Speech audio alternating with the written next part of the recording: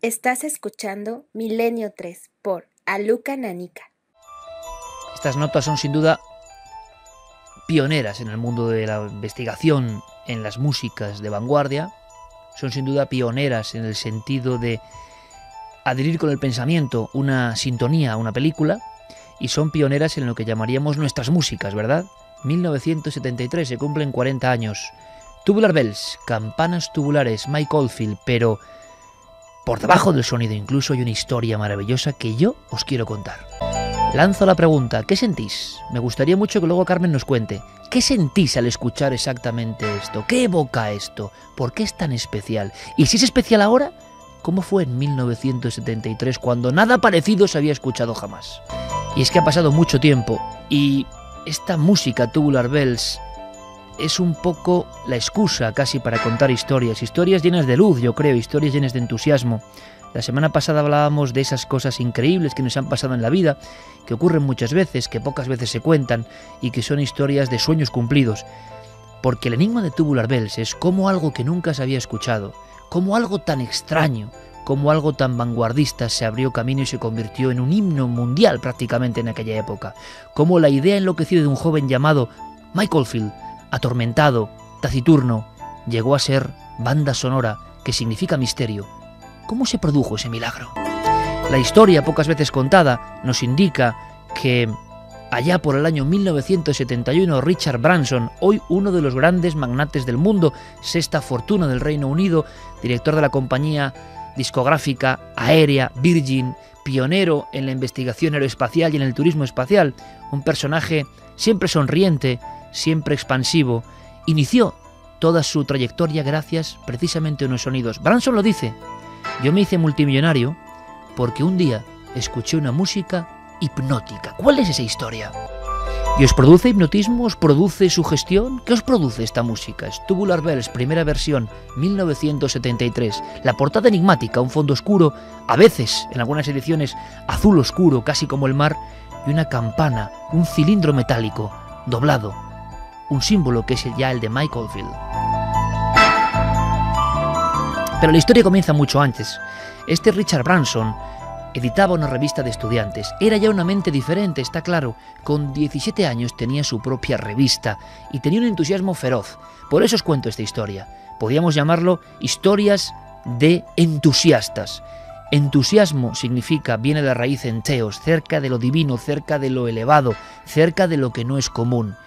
Y ha habido historias de entusiasmo que creo que merecen ser conocidas porque tienen un algo contagioso, un algo expansivo, como esta música. Como alguien que toca algo imposible llega a tocar el cielo. Hoy en día diríamos que es improbable, que todo está en contra. Mike Oldfield lo sabía muy bien. Había entregado 200 maquetas. 200 maquetas, tenía 18 años.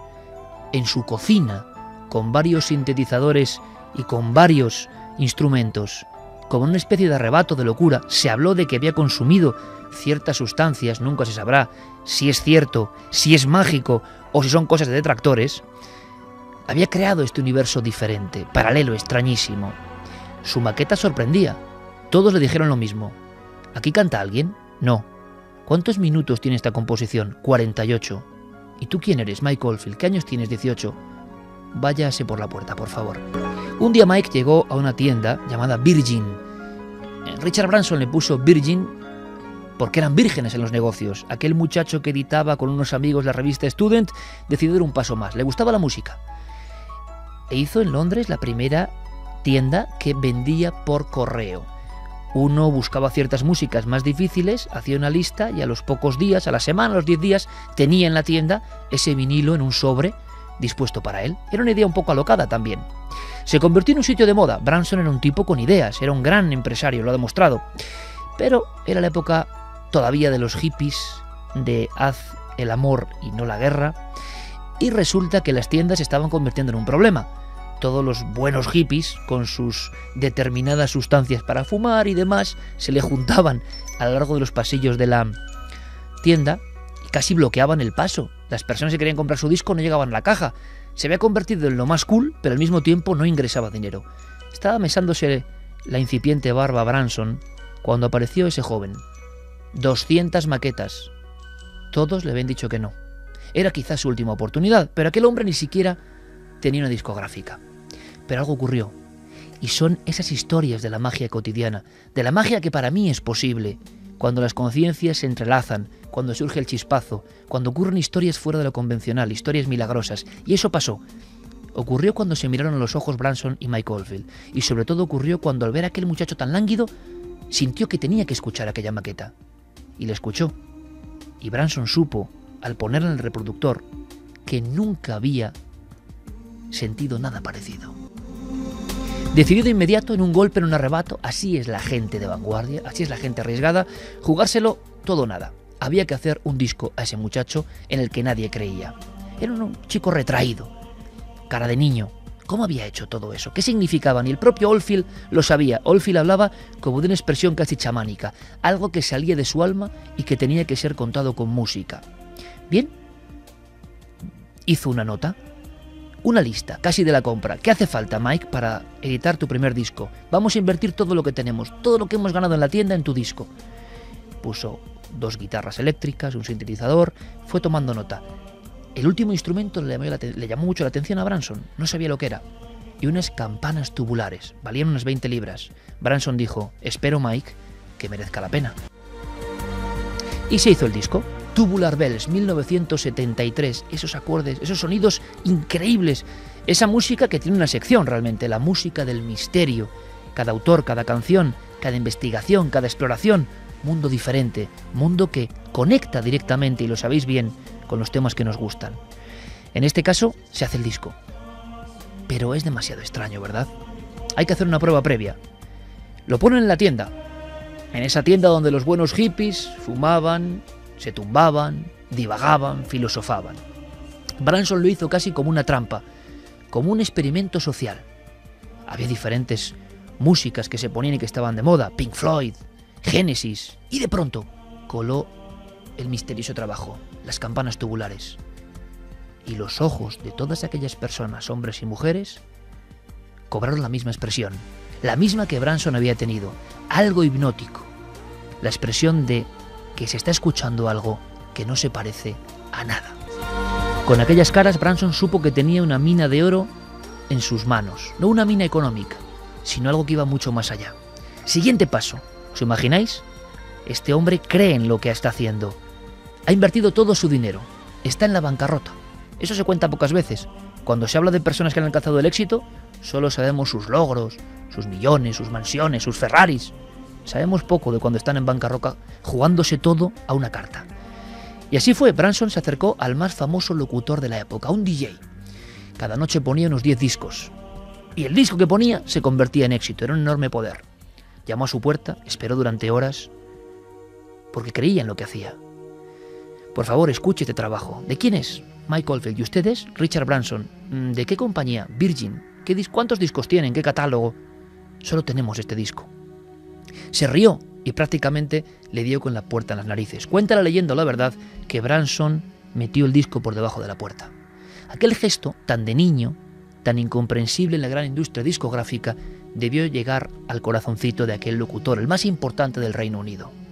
A la noche siguiente, delante del receptor de radio, 2 jóvenes, uno de 22 años, Richard Branson, otro apenas de 20, Mike Oldfield, escuchaban. ¿Podía ocurrir el milagro? ¿Pondrían nuestro disco? Y resulta que esa noche el locutor dijo, llevamos 10 años de programa, siempre ponemos 10 o 12 fragmentos de canciones, pero esta noche ha ocurrido algo extraño. Esta noche, durante toda la hora, solo va a escucharse una canción, un disco. Mike Oldfield, Tubular Bells. El impacto fue inmediato. La gente quería aquellas campanas tubulares, aquellas campanas que ya formaban parte de la historia. Aquel sonido diferente, 1973, a la gente le evocaba misterio. Mike Oldfield grabó 2000 veces, hizo 2000 pruebas de grabación. Tenía una especie de obsesión por la perfección. Un día, enfervorizado, pegó un golpe con una maza de hierro intentando provocar este sonido misterioso como de órgano medieval y a la vez electrónico, y rompió la campana tubular. Se quedó doblada. Lo supieron de inmediato, aquello iba a ser el signo que todos conocéis, la campana tubular como una especie de extraña elipse. Había nacido una auténtica leyenda de la música moderna. Se preparó un gran concierto, habían vendido 10.000 entradas. Todo Londres, todo el Reino Unido quería escuchar a ese nuevo mago, a ese misterioso ser que hacía música diferente. Pero a la noche del concierto, lo cuenta Branson en sus memorias, Mike sintió que el éxito era demasiado, que aquello no podía ser. Lo que siempre había soñado en su cocina tocando instrumentos se había convertido en unas plateas gigantescas con miles de admiradores, hipnotizados con el mismo rostro, el rostro que puso el locutor, el rostro que puso Branson, el rostro que pusieron los hippies en la tienda, el rostro de asomarse a algo que se escapa de lo convencional, el rostro de la maravilla. Pero él no podía, y le dijo a Branson: yo no voy a tocar, se acabó mi carrera, no puedo, el éxito me supera. Branson se acababa de casar. El regalo de bodas, que lo había hecho el padre de su esposa, era un magnífico Bentley descapotable con asientos de cuero rojo. Y cuenta Branson que vio cómo, después de haber vendido todas las entradas, todo se le venía abajo. La frágil mente de Mike Oldfield iba a dar con todo al traste. A veces las leyendas no soportan el peso del éxito. Rápidamente, de noche, con la gente esperando al concierto, le montó en el coche y se fueron a pasear por Londres. Y le surgió, con un chispazo, una pregunta: Mike, ¿te gusta este coche, verdad? Mike sonrió. Sí, si tocas es tuyo. Pensó que iba prácticamente a divorciarse, pensó que su mujer nunca se lo iba a perdonar, pensó que ese maravilloso coche lo había disfrutado solo durante 4 días. Pero Branson también pensó, hay que ver en su leyenda y en su rapidez mental, que si Mike tocaba, podría comprarse cualquier Bentley en cualquier momento. Y así surgió el concierto. Aunque fue el único, durante 5 años Mike Oldfield, abrumado por el éxito, se mudó a una casa en las montañas y se hizo una especie de ermitaño. Pero ahí estaba el sonido, el que estáis escuchando, inolvidable, inimitable, mítico.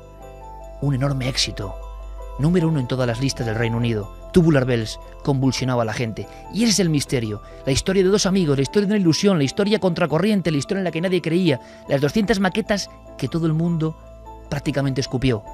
Y sin embargo, miles y miles de personas, millones de personas, estaban como embrujadas. ¿Qué tenía esta extraña música? Esta es la historia. Había solo un paso más para aquella compañía. Virgin, Richard Branson, hicieron más dinero del que nunca pudieron imaginar. Quedaba el salto a Estados Unidos.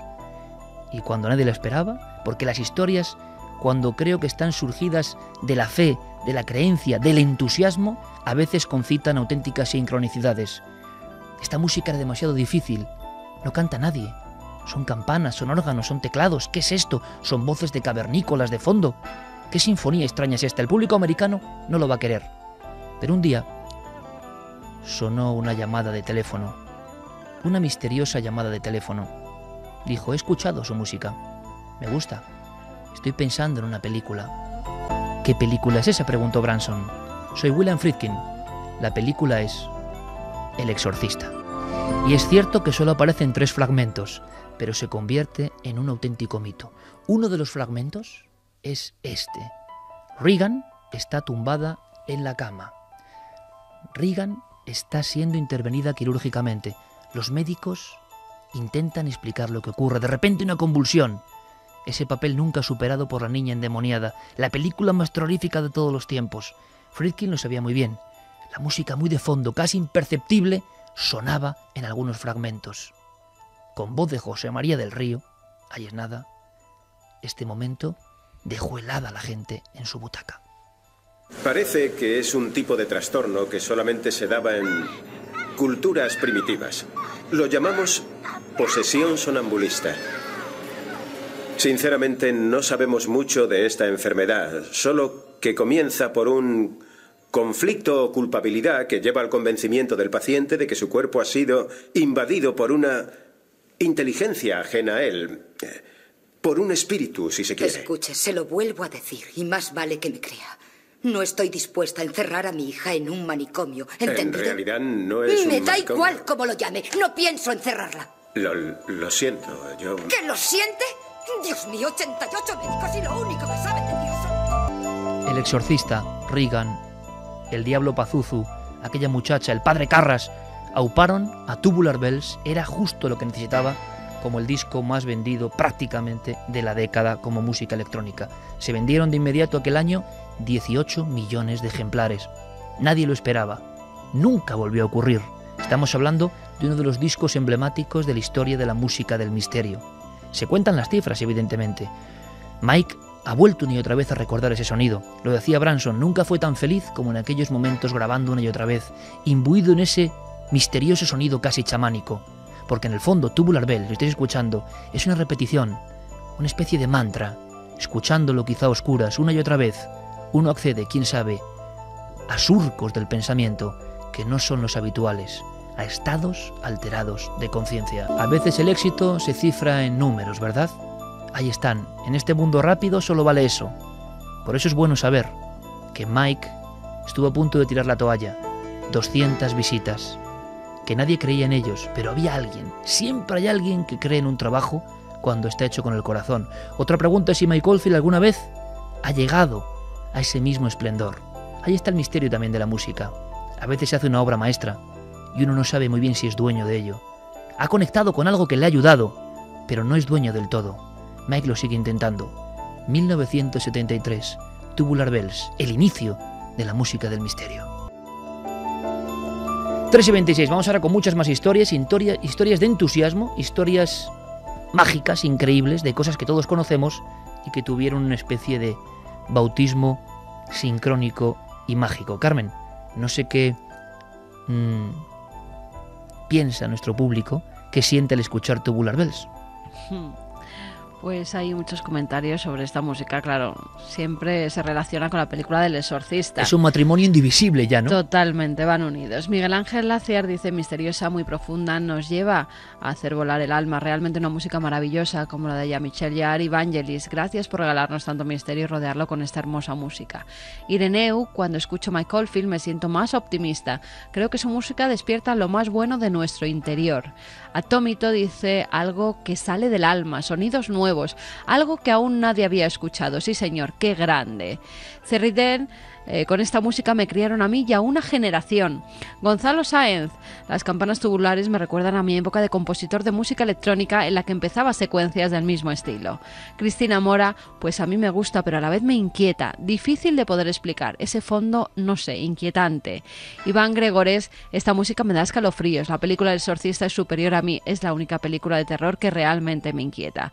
Francisco Javier Ramírez, es escuchar esas campanas y subirme un frío por la espalda que se me pasa a los brazos poniéndome los pelos de punta.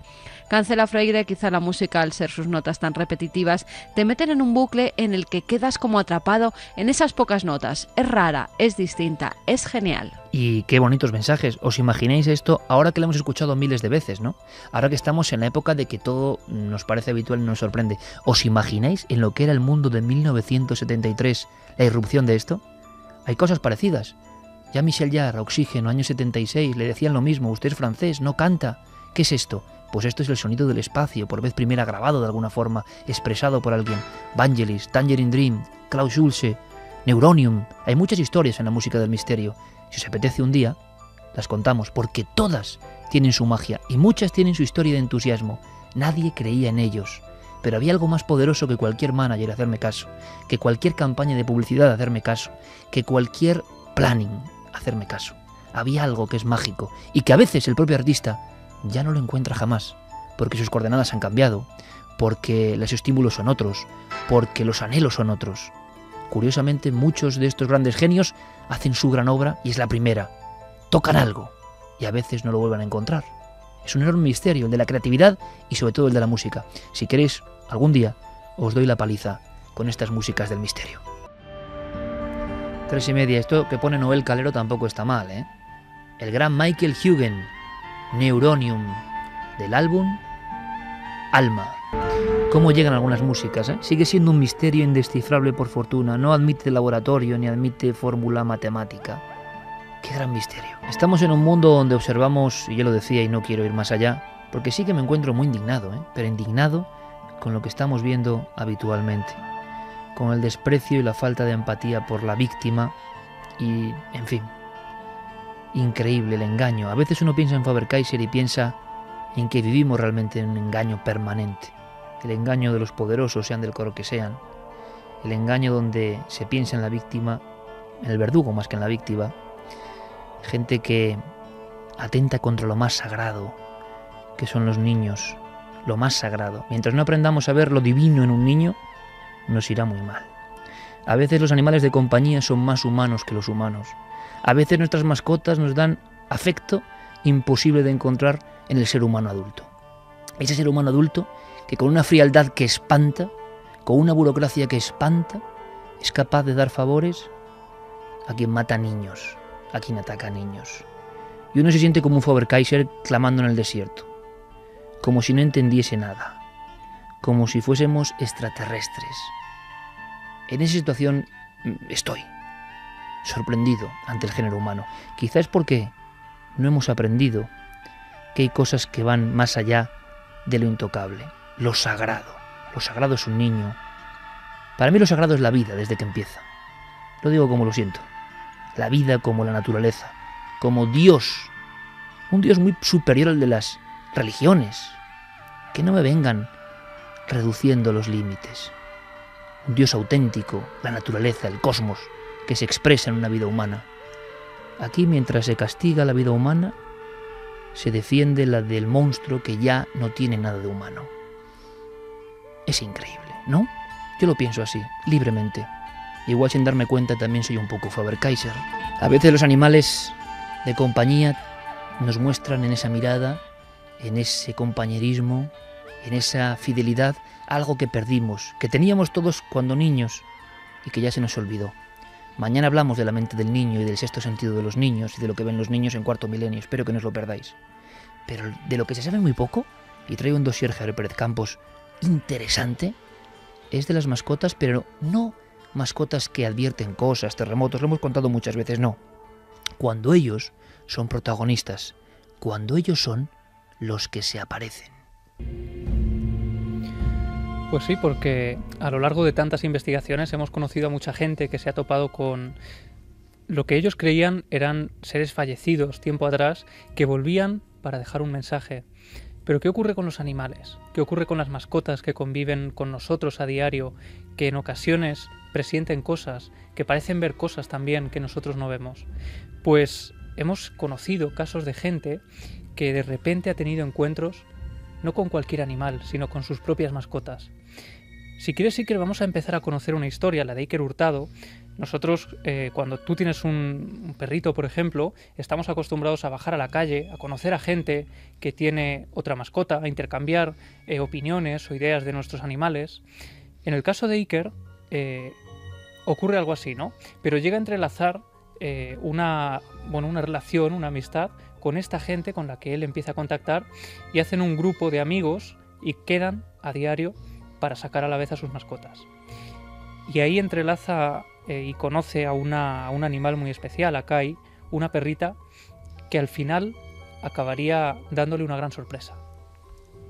Yo llevo 5 años así que tengo un perro y claro, cuando sales con el perro a las noches siempre haces amistades, ¿no? Y el chaval este, que es amigo mío, es casi como si fuese un primo mío. Ha tenido varios perros y la penúltima que tuvo se llamaba Kai, era un pastor alemán y por un problema del pulmón y tal, pues falleció. Era joven, no tenía ni 2 años tendría. Mira, yo que no era mi perra, si me movía yo estaba siempre mirándome a mí, no sé, tenía algo que, no sé, por ejemplo, mi perro no tiene. Iker estaba convencido de que Kai tenía una presencia muy especial, que se hacía notar cuando estaba cerca y que parecía sentir una especial predilección por él, aunque no era su primer amigo, ¿no? El que cuidaba de ella a diario. Pero a los 2 días de que Kai muera, acabaría muriendo por esta enfermedad, ocurre algo, un extraño encuentro que a Iker le abre los ojos y le hace cuestionarse qué es lo que ha podido ocurrir. Al día siguiente o a los 2 días yo no tenía a mi perro y como son amigos míos estos, pues solemos salir a las noches con el perro, ¿no? Pues ese día no tenía el perro y salí igual. Y solo coincidí con uno de ellos que tampoco tiene perro y estuvimos ahí hablando un rato, que si tal, nos quedamos en un momento callados. Yo estaba en el banco sentado, yo tenía el brazo apoyado en el apoyabrazos, ¿no? Y noté como si me tocase mi perro, y yo dije, mi perro se llama Michu. Y al momento, no sé, me dio una sensación como sintiese que Kai estaba allí. Y eché un vistazo hacia el jardín que tenemos delante y vi pasar como si fuese una silueta cristalina, pues como moviéndose hacia el fondo. Yo me quedé así un poco porque es que aparte de verlo, era el sentimiento de presencia. Y es interesante, Iker, porque yo me he sumergido a fondo en este tema y he descubierto que en Internet mucha gente comparte sus experiencias muy similares, y esta es una de las cosas que más se repite, el sentir que un perro te toca, te roza, como una extraña manía que el perro tenía en vida, y también el sentir un olor o el ver una figura que te recuerda inmediatamente, sentir una presencia que es algo subjetivo, pero ellos inmediatamente la identifican con un animal que han perdido, ¿no? Lo sorprendente en este caso podría tratarse de sugestión, de la tristeza por haber perdido ese animal, pero Iker descubre a la noche siguiente que él no había sido el único testigo de esta visión.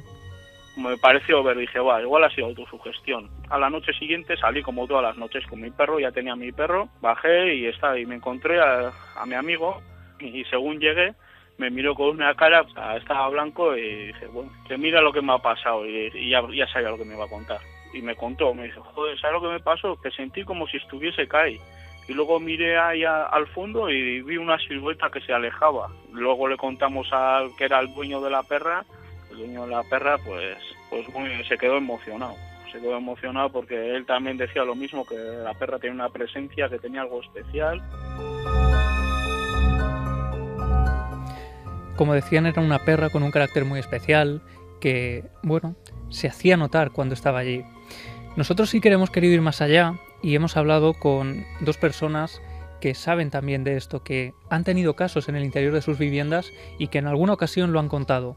Son Paloma Navarrete y Sol Blanco Soler, del grupo EPTA, y hemos querido acudir a su opinión para ver si este tipo de experiencias son más habituales de lo que creemos. A mí me ha pasado, yo he tenido un perro 14 años, tuve que sacrificarle, que fue un disgusto familiar horroroso porque era un miembro más de la familia, y cuando vinimos del veterinario yo estuve durante 2 o 3 días oyendo en el parquet, que tengo un pasillo de parquet, y él siempre dormía a los pies de mi cama, encima de mi cama, a mis pies, y no sé, era esa sensación de oír el clic, clic, clic, clic, ¿sabes?, de las patitas por el parquet. Yo lo único que le decía en esos momentos, Copper, vete al otro lado, porque allí te están esperando gente también que te quiere. También he tenido en casa un perro fantasma, que vimos toda la familia durante un tiempo, que se paseaba por el pasillo, y era parecía un setter irlandés.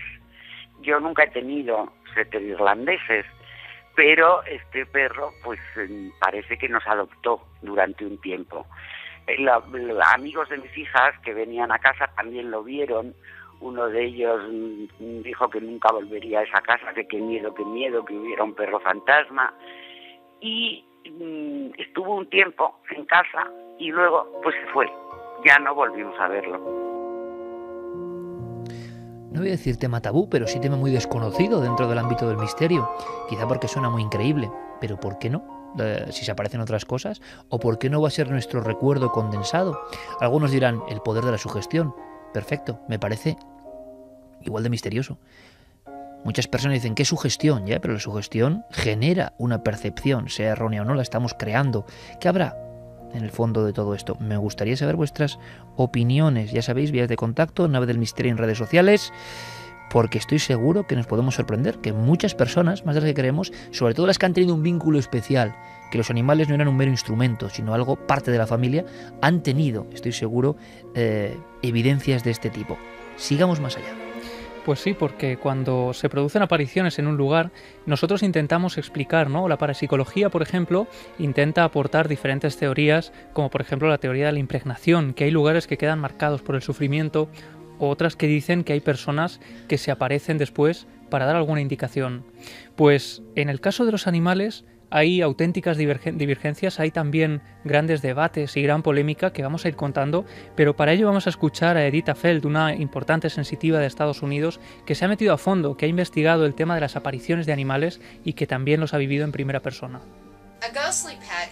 Una mascota se convierte en fantasma porque tiene asuntos pendientes y generalmente tienen que ver con su dueño. Mi experiencia con mascotas fantasma me dice que solo quieren que sepas que siguen conectadas contigo y que aún se preocupan por ti.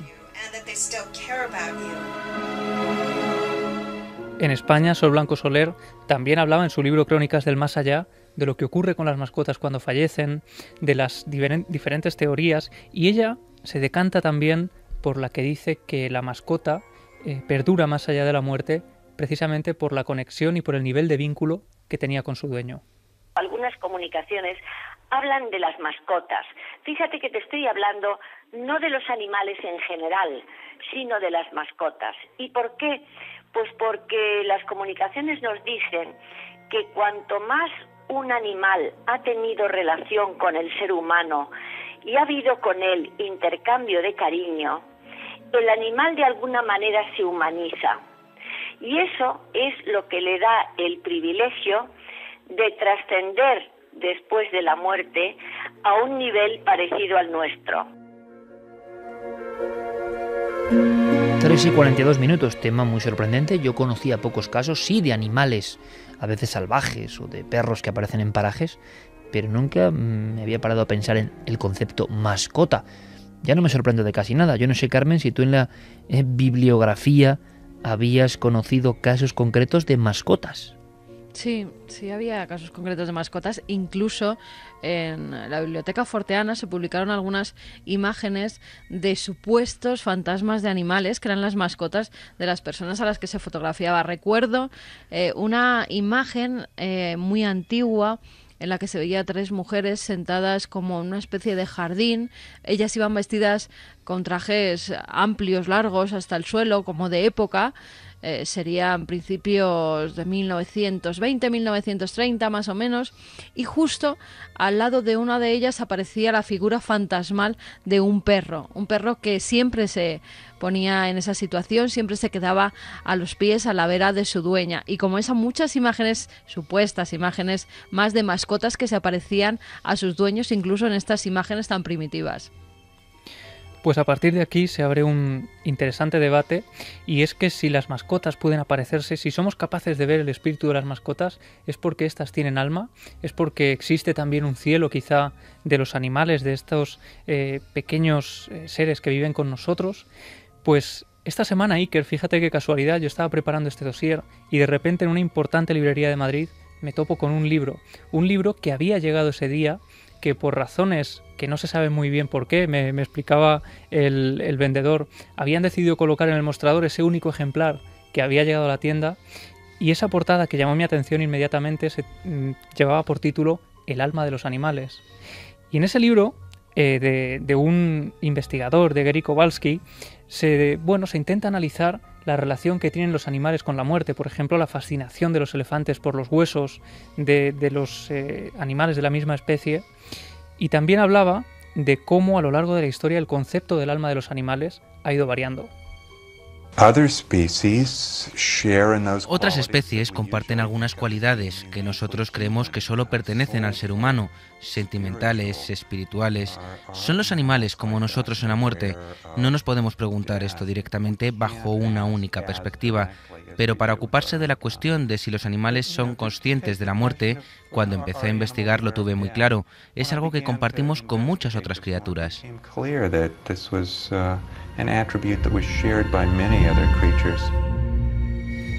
Así Kowalski asegura que hay animales que son capaces de temer a la muerte, de presentir incluso su propio óbito, y hay personas, como por ejemplo el teólogo alemán Christian Kramer, que va un paso más allá y se pregunta si estos animales son capaces también de cultivar su propio alma y si tendrían alma. Los teólogos actuales no sabrían dar una respuesta precisa a la pregunta de si existe el cielo para los animales. Hasta 1960 la respuesta sería un no rotundo. Pero que la respuesta sea hoy más matizada se debe sin duda al influjo de la teoría de Darwin, que afirma que todos los animales están ligados entre sí en una cadena y no podemos deshacer ese vínculo.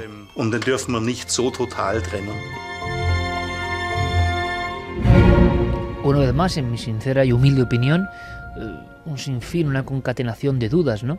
Durante mucho tiempo se especuló en torno al alma de los animales, considerándolos algo absolutamente apartado del reino humano. Como decíamos, hay facultades que parecen más humanas que la de los humanos y una sensibilidad a veces incluso superior a la de algunos cerriles humanos que a conciencia han dejado de serlo, ¿no? Entonces, ¿por qué no? Para la teología siempre ha sido un problema. Y ha habido diferentes ramificaciones, nada es negro ni blanco. Siempre ha habido corrientes diferentes en pelea sobre todo esto. Es un tema muy poco tocado, que nos puede sorprender. Cierto es que el 99,9% de casos, digámoslo así, de apariciones de lo extraño, no tienen que ver con animales mascota. Cierto también es que los investigadores de la naturaleza han ido viendo comportamientos mucho más humanos, sorprendiéndoles. Tenemos en la retina casos de niños salvados de ser devorados por una especie cuando la mamá leopardo lo protege, o la mamá orangután, incluso de los propios rabiosos machos que intentan despedazar a un niño que se ha caído en el zoo. Instintos maternales, instintos de conexiones que no entendíamos, muchas veces porque no se ha investigado de verdad la conducta de los animales. Animales que, por ejemplo, en la fase de cachorros dicen que sensorialmente tienen mucho que ver con el inicio de la vida humana, aunque luego es verdad que hay diferencias grandes, ¿no? Sí, lo que este teólogo alemán defiende es que si aceptamos que los hombres tenemos alma y al final el hombre viene del animal, viene del mono, ¿por qué vamos a rechazar que los propios animales también tengan alma, ¿no? Y él lo que se pregunta a partir de esta teoría y de esta hipótesis es que si un perrito, por ejemplo, si un cachorro o una mascota que vive con nosotros es capaz de cultivar, entre comillas, su alma a base de buenas acciones para llegar a un supuesto cielo de animales, ¿qué ocurre con los otros animales que son criados exclusivamente para ser comidos? Es una de esas preguntas que él se hace y que han causado gran polémica en los debates filosóficos, ¿no? Pero nosotros hemos ido un paso más allá y hemos encontrado otro testimonio. Una persona, en este caso Carlos Grau, es una persona ciega que tenía una perrita, Naika, durante 9 años, que ven cómo ésta contrae una enfermedad, empieza a estar cada vez peor y al final está en tan mala situación que deciden pues sacrificarla. Les cuesta mucho la decisión, pero creen que es lo mejor para este animal que está sufriendo constantemente. Llegamos a la clínica con su colchón, además, para que estuviera lo más cómoda posible, la tumbamos y el veterinario la pincha. Comento un poco, hay 2 inyecciones. La primera es la de dormirla y la segunda es la que ya hace que se dé la parada cardiorrespiratoria. Bueno, con la primera yo lo noto porque ella apoya la cabeza entre las patas, se duerme y demás. Vamos, sí, me mira así, pues muy agradecida. Bueno, todo, un poco esta historia que me lo guardo esto porque para el caso no viene. Y entonces le ponen la otra inyección. Pero yo no me doy cuenta porque me lo dicen. Yo tenía la mano puesta pues sobre el lateral del perro. Tampoco me doy cuenta porque deja de respirar. O sea, tengo las puntas de los dedos apoyadas, me acuerdo perfectamente, sobre las costillas del animal. Y entonces siento como si el perro que hace 3 segundos era, ya no es. Hay algo que ha dejado de estar. Es como, no es que se haya enfriado, no es que haya dejado de respirar, es como que algo a través de mi gestión lo identificaría como un globo cuando no explota, sino tiene un puff que se deshincha muy deprisa. Es la interpretación que yo, o sea, es como yo lo sentí, puff, así. Entonces yo fui el que le dije al veterinario, Sergio, ya está, y me dijo, sí, Carlos, ya está.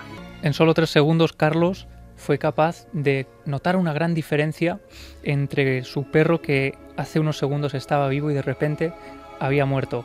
Pero no solo eso, unos instantes después, Carlos nota algo más que le disipa las dudas de lo que ha notado en ese momento. Yo me puse de pie porque ya no la quería tocar, porque lo que toqué ya no era mi perro, había algo que no era ya, es decir, era como había algo vital que ya no estaba. Eso yo lo sentí perfectamente, ya no quería ya tocarla más.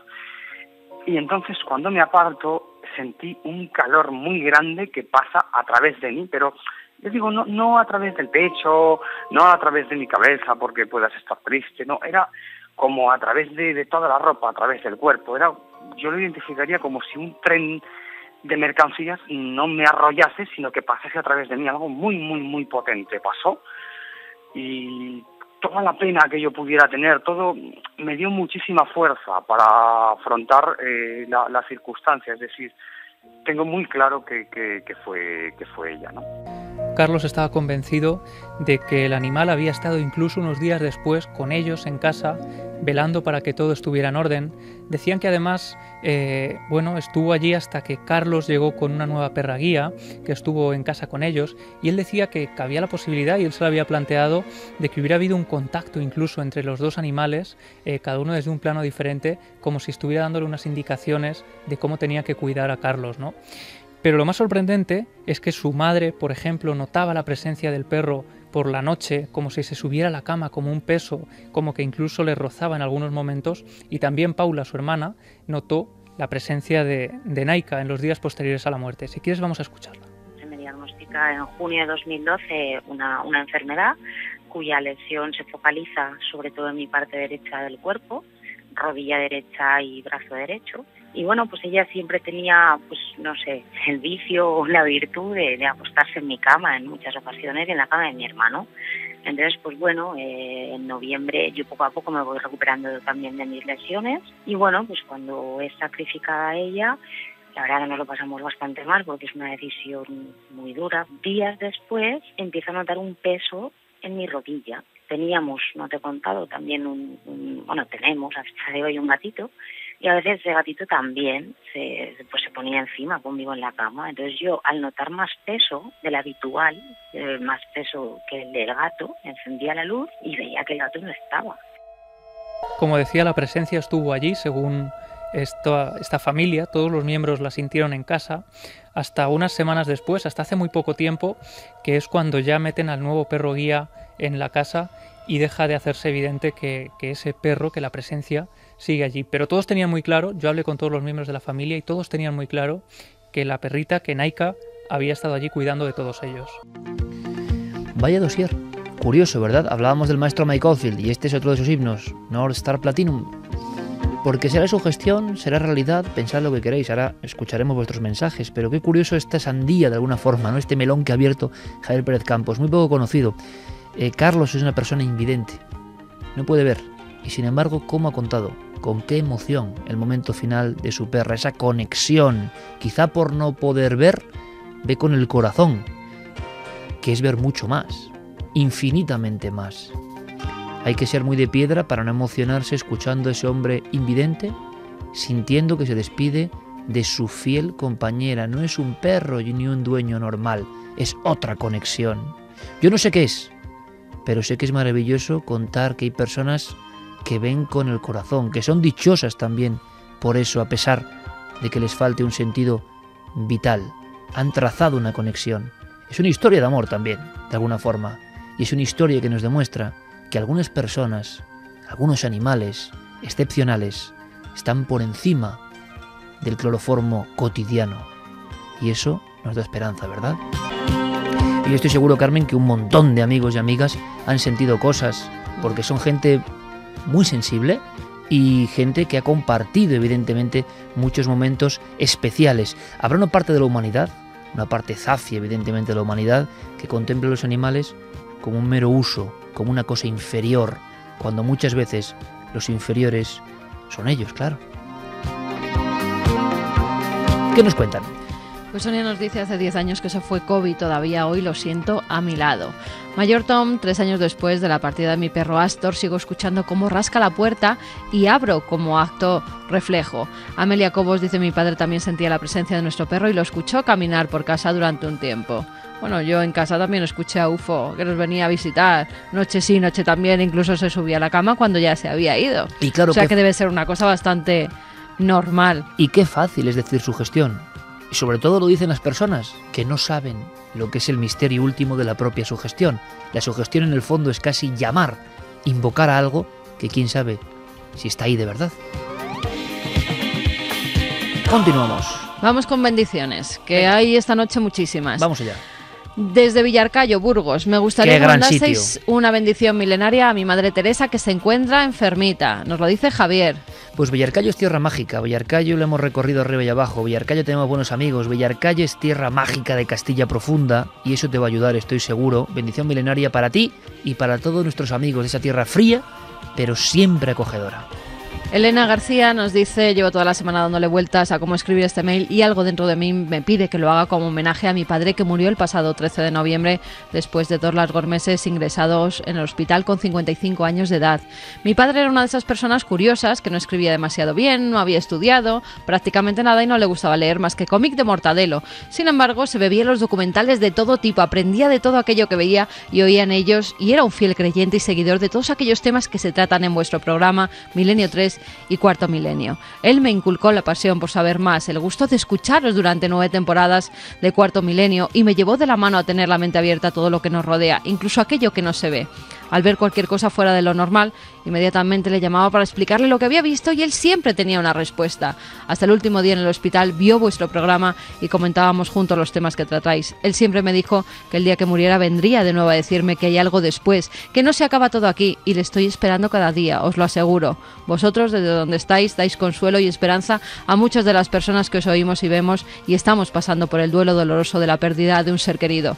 Espero que os llegue el homenaje que le brindo a mi padre, Manuel García Toribio, desde aquí, fiel seguidor del misterio y ahora cobijado en las estrellas. No se puede añadir más, Carmen. Gracias a todos, buen homenaje. Tu padre seguro que nos está escuchando de otras dimensiones. Nosotros terminamos aquí. Mañana nos vemos todos en Cuarto Milenio. Ha sido un auténtico placer. No se puede acabar de mejor forma. Un homenaje a los que están en el otro sitio, en un buen sitio, seguro.